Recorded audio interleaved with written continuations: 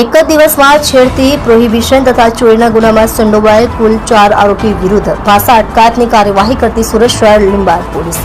મહેરબાન police commissioner Shri Anupamsinh Gahlot સાહેબ તથા ખાસ પોલીસ કમિશનર સાહેબ શ્રી સેક્ટર 1 તથા નાયબ પોલીસ કમિશનર સાહેબ શ્રી ઝોન 2 તથા મદદનીશ પોલીસ કમિશનર સાહેબ શ્રી ડી ડિવિઝન નાઓએ શરીર સંબંધી, મિલકત સંબંધી, પ્રોહિબિશન સંબંધી તેમજ મહિલાઓ સાથે છેડતી કરતા તેમજ આવા ગુનાઓ કરવાની ટેવવાળા ઇસમોને ગુનો કરતા અટકાવવા અને ગુનાઓ પર અંકુશ રહે તે સારું પકડાયેલા ઇસમો વિરુદ્ધ પાસા દરખાસ્ત કરવા સારું જરૂરી સૂચના આપેલ હોય,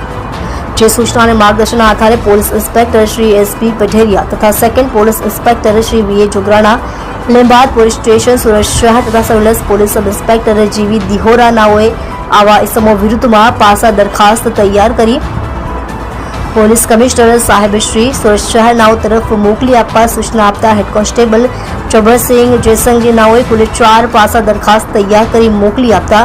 જે તમામ પાસા દરખાસ્ત મહેરબાન પોલીસ કમિશનર સાહેબ શ્રી નાઓ દ્વારા મંજૂર કરી પાસા હુકમ કરતા 4 ઇસમોને અટકાયતમાં લઈ પાસા હુકમની બજવણી કરી અલગ અલગ જેલ ખાતે મોકલી આપી પ્રશંસનીય કામગીરી કરેલ છે.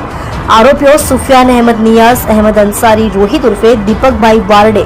નિખિલ યશવંત પાટીલ તેમજ અજય ઉર્ફે પિન્ટુ રામસિંહ ગિરાસેને પાસા અટકાયત કરી કાયદેસરની કાર્યવાહી લીંબાયત પોલીસ દ્વારા કરવામાં આવી છે.